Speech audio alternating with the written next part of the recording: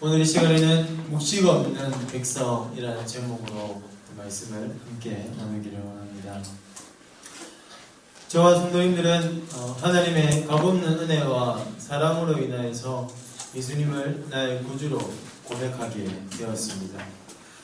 그리하여 믿음으로 말미암아 저와 성도님들은 불의한 자에서 의롭다함을 얻게 되었습니다. 즉 한마디로 의인이 되었다는 사실이죠.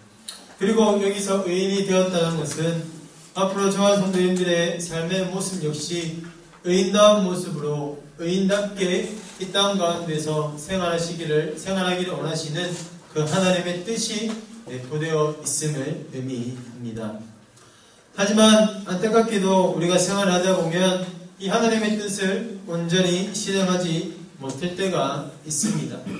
더욱이 선민이라 불렀던 하나님으로부터 택함받았던 이 이스라엘 백성들의 삶의 모습을 보더라도 의인다운 모습으로 생활하지 못할 때가 많이 있었음을 알 수 있습니다. 예를 들어 몇 가지 살펴보면 먼저 출애굽 상황 속에서 이 이스라엘 백성들은 송아지를 만들어서 우상을 섬기는 그런 불의한 일들을 행하였습니다. 그리고 사사기 시대로 넘어오면 다 아시는 것처럼 자기의 소견에 옳은 대로 행하였습니다. 그리고 그 뒤에 왕정시대로 접어들면 이 왕들이 하나님의 말씀대로 철저하게 살아가야 됨에도 불구하고 오히려 왕들이 먼저 발벗고 나서서 이방신들을 섬기는 등 정말로 의인된 모습으로 살지 못하고 불의한 모습으로 살아갔던 모습들이 이 성경을 통해서 우리는 잘 알 수가 있습니다. 이외에도 이스라엘 백성들은 불의한 모습으로 생활할 때가 많이 있었습니다. 그리고 이스라엘 백성들의 이러한 모습은 이들뿐만이 아니라 오늘날 저와 성도님들의 생활 속에서도 가끔씩 나타날 때가 있습니다. 불의한 모습으로 생활할 때가 있다는 것이죠. 예를 들어 생각해보면 우리가 정말 구원의 확신을 누리고 또 그 구원의 감사가 또한 그 구원의 자유함이 결여되기도 합니다. 때로는 영적으로 침체가 되기도 하고요. 또한 윤리적으로 타락한 모습으로 생활하기도 합니다. 한마디로 하나님의 값없는 그 칭의의 그 은혜가 성화로까지 이어지지 못한다는 것이죠. 그로 인해 삶 속에서는 거룩함이 나타나지 못하고 또 하나님의 기쁨이 되지 못하고 하나님의 영광을 가리는 경우들이 있다는 사실입니다. 이러한 상황에서 저와 성도님들은 다시금 그 하나님으로부터 값없이 받은 그 칭의의 은혜가 성화로까지 이어져야 될 줄로 믿습니다. 이 땅 가운데서 의인답게 의로운 모습으로 살아가야 한다는 것이죠. 그렇다면 오늘날 저와 성도님들은 어떻게 하면 이 값없는 은혜로 의롭다함 얻었던 그 은혜가 어떻게 하면 이 성화로까지 이어질 수가 있겠습니까? 이제는 그 본문의 말씀을 통해서 간략하게 한번 살펴보도록 하겠습니다. 오늘 본문의 말씀이 포함된 29장의 전체적인 내용을 살펴보면 의인과 악인의 모습이 대조적으로 기록이 되어 있습니다. 더불어 그들이 겪게 되는 결과 역시 매우 대조적으로 나타나 있음을 이 29장의 말씀을 통해서 우리는 알 수가 있습니다. 간략하게 의인과 악인들의 모습 그리고 그들로 인한 결과들을 살펴보면 이렇습니다. 먼저 의인은 상대방의 사정을 배려하고 또 이해하고 참을성도 있고 그로 인해서 노래하고 기쁨을 누리며 또한 생명을 찾게 된다고 말씀을 하고 있습니다. 반대로 악인들은 거만하고 피 흘리기를 좋아하고 자신의 할을 다 드러내고 그로 인해 자신 스스로가 자신이 처해놓은 그 올무에 망하게 된다라고 기록을 하고 있습니다. 그리고 이러한 배경의 잠언의 주자는 악인들이 이러한 행동을 하는 이유에 대해서 오늘 이 시간 본문의 말씀으로서 아주 명확하게 지적을 하고 있습니다. 또한 이것은 우리 그리스도인들이 어떻게 하면 불의한 삶이 아닌 다시금 의인의 삶으로 생활할 수 있는지도 잘 보여주고 있는 부분입니다. 그렇다면 저와 성도님들이 어떻게 하면 이 의인의 삶으로 다시금 하나님의 영광을 드러내며 이 땅 가운데 생활을 할 수 있겠습니까? 이 시간에 두 가지로 한번 살펴보고자 합니다.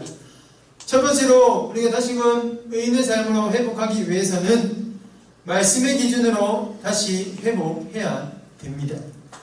18절, 오늘 본문의 18절 상반절의 말씀을 보시면 이렇게 기록이 되어 있습니다.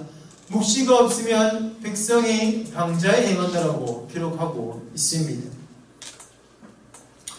이스라엘 백성들 가운데 의인의 삶이 아닌 악인의 모습으로 살아가는 이유는 바로 그들에게 묵시가 없기 때문입니다. 여기서 묵시라는 것은 비전이 아닙니다. 간혹 어떤 설교자들은 이 묵시를 비전이라고 말하는 경우들이 종종 보게 됩니다. 특별히 청소년이나 청년 집회에 가보면 비전을 가져야 된다, 꿈을 가져야 된다고 얘기를 하면서 말할 때 이 본문의 구절을 자주 인용하는 것들을 보게 됩니다. 그러나 제가 오늘 말씀을 준비하면서 여러 신학자들의 책을 살펴보았지만 어느 신학자도 그렇게 적용하는 사람은 없었습니다. 제가 살펴본 책의 모든 신학자들은 여기서의 묵시를 오늘날 우리가 생각하는 꿈, 장래희망, 진로로 해석하지 않는다는 것이죠. 제가 살펴본 그 책에서는 여기서의 묵시를 이렇게 말하고 있습니다. 이상 혹은 환상으로서 예언자를 통한 하나님의 뜻과 목적을 전달하는 수단이라고 해석을 하고 있습니다. 즉 한마디로 하나님의 말씀을 의미하는 게 바로 이 묵시라는 것이죠. 결코 꿈을 가져야 된다, 장래희망을 가져야 된다 할 때의 그 묵시가 아니라 하나님의 말씀이 바로 묵시가 된다는 겁니다. 그리고 여기서 또한 묵시가 없다라는 것은 단순히 하나님의 말씀 자체가 그들에게 존재하지 않았다는 것이 아닙니다. 말씀 그 자체는 언제나 우리와 함께 존재하고 있었습니다. 다만 여기서 묵시가 없다는 것은 말씀 그 자체가 없다는 것이 아니라 하나님의 뜻이 무시되었다라고 이해하시면 됩니다. 왜냐하면 단순히 말씀이 존재한다고만 해서 백성들의 방자한 행동을 막을 수 있는 것은 아니기 때문입니다. 즉 쉽게 생각하시면 오늘날 우리가 살아가는 데 있어서 법들이 있지 않습니까? 그 법들이 존재한다고 해서 범죄가 멈추지는 않잖아요. 범죄는 계속해서 일어나게 됩니다. 그렇게 묵시가 없다는 것은 그 말씀 자체가 없다는 것이 아니라 이 하나님의 말씀이 그 백성들로부터, 이스라엘 백성들로부터 무시되었다라는 사실입니다. 이처럼 당시 이스라엘 백성들을 통해서 하나님의 말씀은 무시됐다가 많았습니다. 그로 인해 백성들의 삶의 태도는 완전히 무너지게 되었습니다. 생각과 행동의 기준점을 상실하게 되었고 자기 뜻대로, 자기 하고 싶은 대로 살게 되었다는 것이죠. 그러다 보니 방자에 행할 수밖에 없었다라는 사실입니다. 참고로 아시는 분들은 아시겠지만 이 말씀은 헬라어로 캐논이라는 단어를 사용합니다. 아마 아실 것입니다. 이 캐논이라는 단어를 사용하는데요. 이 캐논이라는 뜻은 표준이라는 뜻을 가지고 있습니다. 잣대라는 뜻을 가지고 있습니다. 즉 이 말이 무엇을 뜻하느냐? 하나님의 말씀은 성도의 삶에 있어서 기준이 되고 표준이 된다는 사실입니다. 그런데 만약 이 말씀의 기준이 우리의 삶 가운데서 무시되고 무너진다면 어떻게 되겠습니까? 불보듯 뻔한 일일 것입니다. 말씀이 무시된다면 당연히 하나님과의 관계가 멀어지게 될 것입니다. 또한 불의한 삶의 모습들이 나의 삶 속에서 나타나게 될 것입니다. 그리고 이 말씀의 기준이 회복되지 않는 이상 우리의 삶의 모습들은 계속해서 말씀에서 어긋난 모습으로 생활할 수밖에 없다는 사실입니다. 그렇게 오늘날 그리스도인들은 이 말씀의 기준을 상실해서는 안 됩니다. 이 기준을 상실하면 무너지는 것은 한순간입니다. 우리가 흔히 하는 말들이 있지 않습니까? 쌓는 것은 어렵지만 무너지는 것은 쉽지 않습니다. 마찬가지로 우리의 신앙 역시 이 기준이 무너지면 그 믿음과 신앙은 한순간에 무너진다는 것이죠. 그래서 의인의 모습이 아닌 우리는 불의한 모습으로밖에 생활할 수밖에 없는 것입니다. 한 예로 우리가 성경의 인물들 가운데서 한번 생각해 보기를 원합니다. 여러 성경 인물들이 있지만 대표적으로 우리가 사울을 한번 생각해 볼 수가 있습니다. 사울은 하나님으로부터 왕으로 세움받을 때는 참으로 겸손한 사람이었습니다. 그 누구보다도 말씀에 순종했고 하나님을 경외했던 인물이 사울이었습니다. 그러나 다윗과의 불화부터 이 사울의 삶이 조금씩 변하게 됩니다. 그래서 또 하나님의 말씀을 조금씩 무시하게 됩니다. 그리고 결정적인 사건으로 두 가지가 있는데요. 대표적으로 그 중에 한 가지는 바로 블레셋과의 전쟁에서 일어난 일입니다. 이 블레셋과의 전쟁에서 이 사울이 하면 안 되는 일을 합니다. 그것은 바로 제사장만이 드릴 수 있는 이 제사를 본인 스스로가 드리게 되었다는 것이죠. 바로 하나님의 말씀을 무시했다는 겁니다. 그리고 또 두 번째 일은 아말렉과의 전쟁에서 그 아말렉을 진멸하라는 그 하나님의 말씀을 이 사울은 무시하게 되었습니다. 그로 인해 사울은 하나님으로부터 버림받게 되었고 왕으로서는 맞이할 수 없는 그런 비참한 최후를 맞이함으로써 그의 생을 마감하게 되었습니다. 이처럼 말씀의 기준이 무너지니까 이 말씀을 무시하는 백성은 결단코 그런 삶으로 생활할 수가 없습니다. 하나님의 마음을 기쁘시게 해드릴 수가 없다라는 사실입니다. 그때 오늘날 성도님들의 삶의 기준점은 무엇입니까? 한번 스스로 한번 생각해 보시기를 바랍니다. 과연 오늘날 나의 삶의 기준은 무엇입니까? 물질이십니까? 아니면 명예이십니까? 그것도 아니면 사업의 확장이십니까? 아니면 승진이십니까? 그것도 아니면 자녀의 출세이십니까? 그것도 아니라면 나의 행복이나 그런 나의 자존심이 나의 삶의 기준이십니까? 물론 이러한 요소들도 중요합니다. 물질도 중요하고요. 우리 자녀들이 잘 되는 것도 중요하고 우리가 명예를 가지는 것도 너무나도 중요한 일입니다. 이러한 요소들이 무조건 무시되는 것이 옳은 것은 아닙니다. 그러나 무시되어서 안 된다고 해서 우리가 이것들이 우선순위가 되어서도 안 된다는 것을 꼭 명심하시기를 바랍니다. 성도의 삶에 있어서는 물론 물질, 명예 이런 것도 다 중요하지만 가장 중요한 것은 바로 하나님의 말씀이 기준이 되어야 한다는 사실입니다. 그러나 안타깝게도 오늘날 나 자신의 기준이 무엇인가라는 질문을 본인 스스로에게 던져보면 말씀이 기준이 되지 못할 때가 있습니다. 말씀보다는 물질이, 말씀보다는 자녀의 출세가, 말씀보다는 나의 행복과 자존심이 기준이 되는 경우들이 있습니다. 그로 인해 우리는 자연스럽게 말씀을 무시하게 되고 나의 삶의 모습 역시 의인의 모습이 아닌 불의한 모습으로 생활할 때가 있다는 사실입니다. 사랑하는 성도 여러분, 우리는 지금부터라도 삶의 기준을 다시금 정립하실 필요가 있습니다. 다시금 삶의 기준이 말씀 가운데 서야 될 줄로 믿습니다. 말씀의 기준점을 바로 세우셔야 한다는 것이죠. 우리가 이 말씀의 기준만이라도 바로 세운다면 우리의 삶의 모습들은 분명히 달라지게 될 줄로 믿습니다. 우리의 삶의 모습은 버리게 될 것이고요. 다시금 의로운 삶으로 의인답게 하나님 앞에 서게 될 줄로 믿습니다.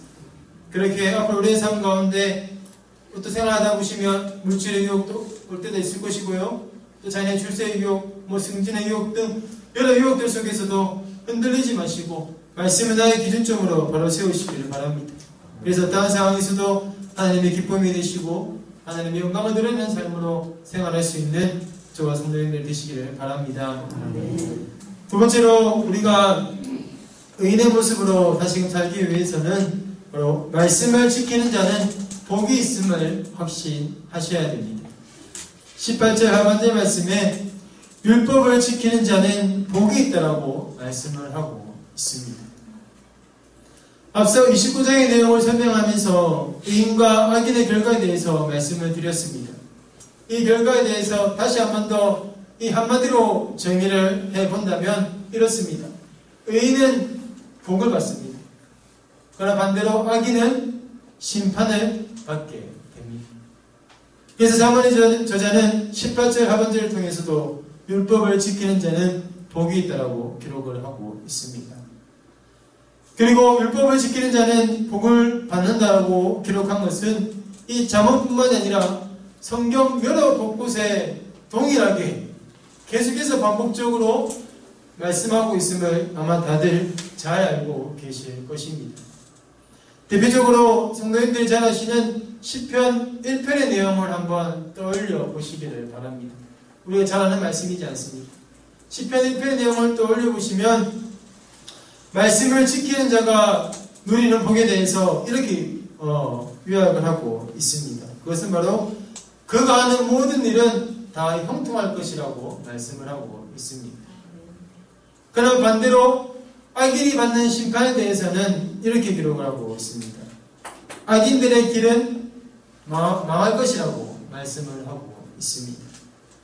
또한 시편 1편의 내용뿐만 아니라 신명기 28장의 내용을 한번 집에 가서 다시 한번 살펴보시기 바랍니다. 긴 내용이라서 다 설명 못 드리지만 한번 집에 가셔서 그 내용들을 한번 천천히 살펴보시기를 바랍니다. 이 시간에는 간단하게만 그 내용들을 한번 살펴보겠는데요. 이 28장 내용 가운데 1절부터 14절의 내용은 순종하는 자가 누리는 복에 대해서 기록을 하고 있습니다. 이 순종하는 자가 받는 복에 대해서 간략하게 소개하면 이렇습니다. 한번 잘 들어보시기를 바랍니다. 순종한 자가 받는 복입니다. 너를 세계 모든 민족 위에 뛰어나게 합니다. 그리고 모든 복이 내게 임합니다. 성읍에서도 들에서도 복을 받고 자녀와 가축의 축복, 들어가도 복을 받고 나가도 복을 받고 창고와 땅의 축복, 또한 많은 민족에게 꾸어질지라도 너는 꾸지 아니할 축복, 그리고 머리가 되고 꼬리가 되지 않는 축복들이 기록이 되어 있습니다. 이 모든 것들이 말씀에 순종하는 자가 누리는 복이라고 말씀을 하고 있습니다. 그러나 반대로 이제 15절부터 68절의 내용을 보시면 불순종하는 자가 누리게 되는 심판에 대해서 기록을 하고 있는데요. 자그마치 54절이나 됩니다.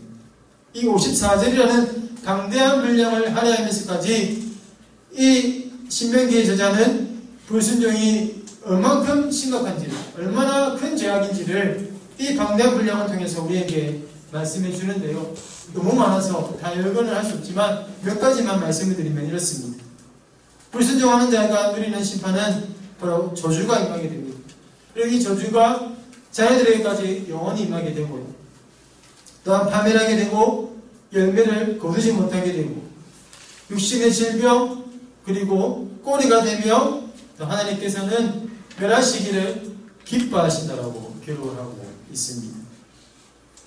이처럼 말씀에는 말씀에 순종하는 자와 불순종하는 자가 누리게 되는 결과에 대해서 아주 명확하게 복과 심판으로 구별짓고 있습니다.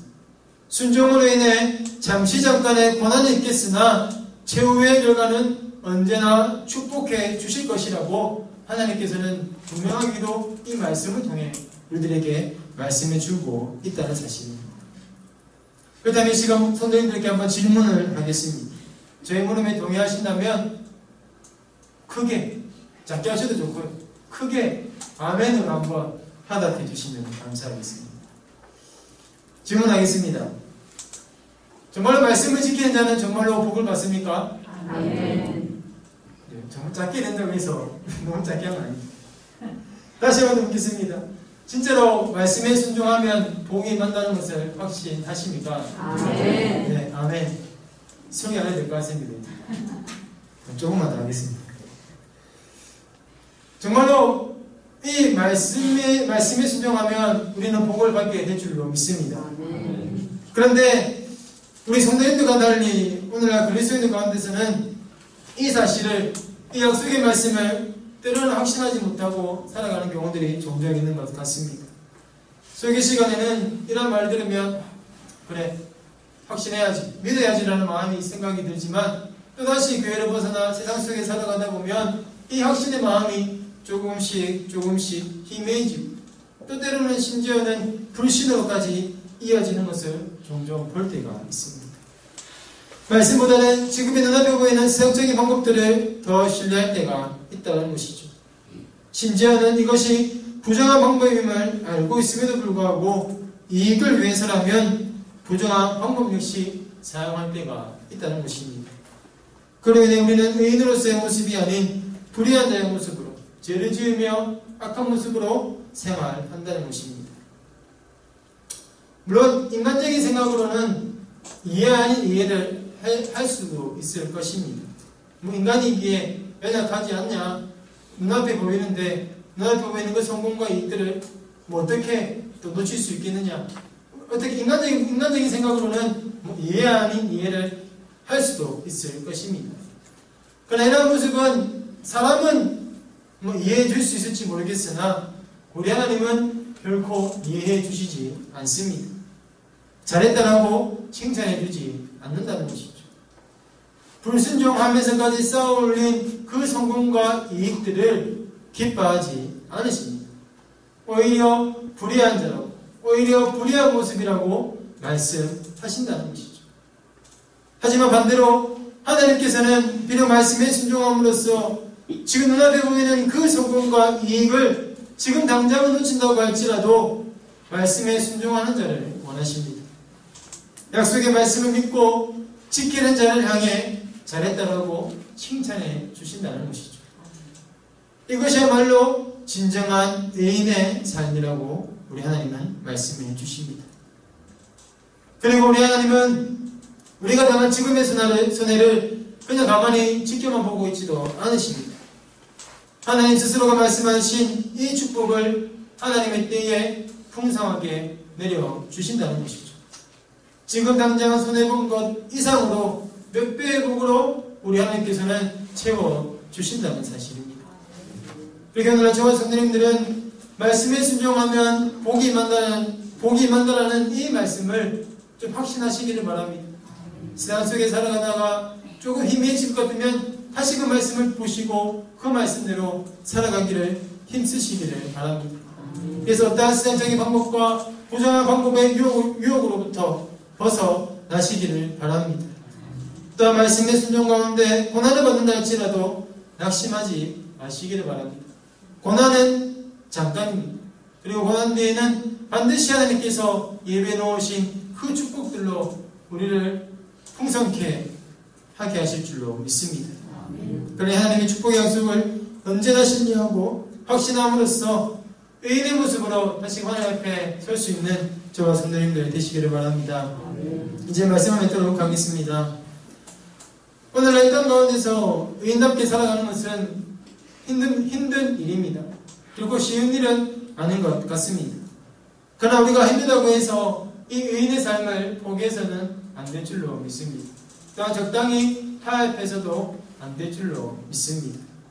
오히려 비참하고 아무런 보잘것없는 나를, 죄에서 죽어마땅한 나를 그냥 아무런 값없는 은혜로 살려주신, 죄에서 건져내주신 그 하나님의 사랑과 은혜에 그리고 자비하심에 감사함으로써 우리는 의인답게 살아갈 수 있으시기를 바랍니다.